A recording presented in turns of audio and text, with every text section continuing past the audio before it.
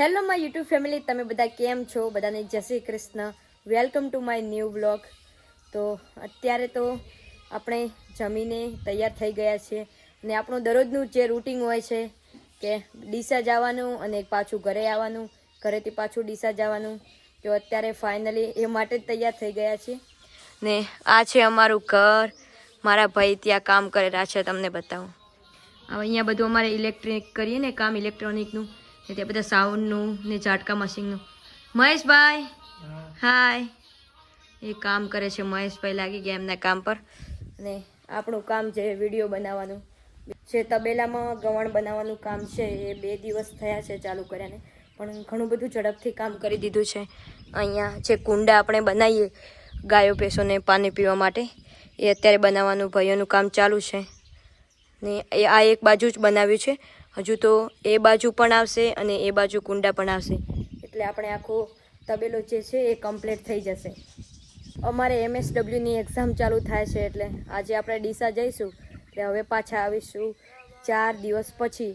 તો બધું જ તબેલાનું કામ લાગે લગભગ થઈ જશે, કેમ કે અમારે પાલનપુર એક્ઝામ ચાલુ જ થાય છે અને સમય પણ બપોરનો છે, એટલા માટે ટ્રાવેલિંગ બહુ થઈ જાય છે ઘરેથી અને પાલનપુર સુધી. તો રિટર્ન પાછા અમે સાંજે 10 વાગે જેવા ઘરે આવી શકીએ, એટલા માટે હવે આપણે ડીસા જ રોકાવાનું છે.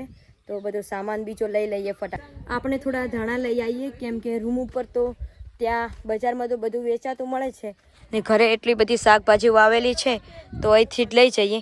આ ધાણા છે, ત્યાં પાલક છે, પેલી બાજુ વટાણા, આ લીંબોડી છે. હું અને આ મારી બેનપણી વસંત, અમે બધા સાથે જ MSW કરીએ. એટલે કાલે અમારા ઘરે આવી હતી, અમે રાત રોકાણાની. હવે પાછું અમારે ડીસા જ જવાનું છે. અમે બધા સાથે રહીશું 4 દિવસ અને એક્ઝામ આપવા જઈશું. વસંતબેન, તમે શું કહેવા કંઈક માંગશો? મોજે દરિયા. હા વસંતબેન જુઓ, મોજે દરિયા. અને આ ચોખા લીધા છે 2 કિલો જેવા, ખીચડી બનાવીને ખાવા માટે. ભાઈ બાઇક લઈને મૂકવા આવે છે, કેમ કે સ્ટેશને સાધનની બહુ બધી પ્રોબ્લેમ રહે છે. આપણે ટ્રોલી બેગ તૈયાર કરી દીધી. પેલો બેગ એટલે 2 બેગ. ઘરનાને તો આમ લાગે કે જાણે તું વિદેશ જાય ને એવું, કેમ કે એટલો બધો સામાન લીધો છે. બધી વસ્તુઓ લીધી, પણ વાતો વાતોમાં સ્વેટર અમે ભૂલાઈ ગયા. પાછા મહેશભાઈ બાઇક લઈને સ્વેટર લેવા ઘરે જાય. આ તો સારું કર્યું કે અમે રસ્તામાં જ યાદ કરી લીધું. છેક ડીસા પહોંચત એટલે ફરી નવું ખરીદવું પડત, બીજું તો શું. અહીંયા ઊભા રહો થોડી વાર. ડીસા આવીને આપણે તૈયાર થઈ ગયા. અત્યારે વાગ્યા છે 4, 4:30. અમારે પાલનપુરમાં સોશિયલ મીડિયાનું મીટઅપ છે.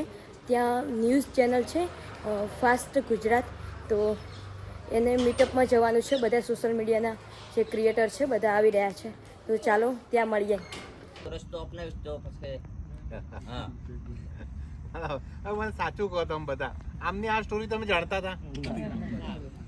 નથી જાણતા ને દાદા સાહેબ? હજુ એમને એમના વાઈફની સ્ટોરી ને એ એટલા જ કોમેડી છે તો સાહેબ હવે હું શું, જો કે મારી પત્ની છે, ખરેખર એ મારી પાસે વખાણ કરવા માટે, મારી પત્ની માટે શું બોલવું જ ખબર નહીં પડતી કે એમને સગલ એટલું બધું સાહેબ કરે.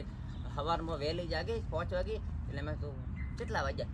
હવે તમારે શું ખબર, ભેંસ દુવાની છે પણ દૂધ ભરવા ડેરી બંધ થઈ જાય કે આપણી ભેટી કે ઉઠી જાય કે હું ના ઉઠું તો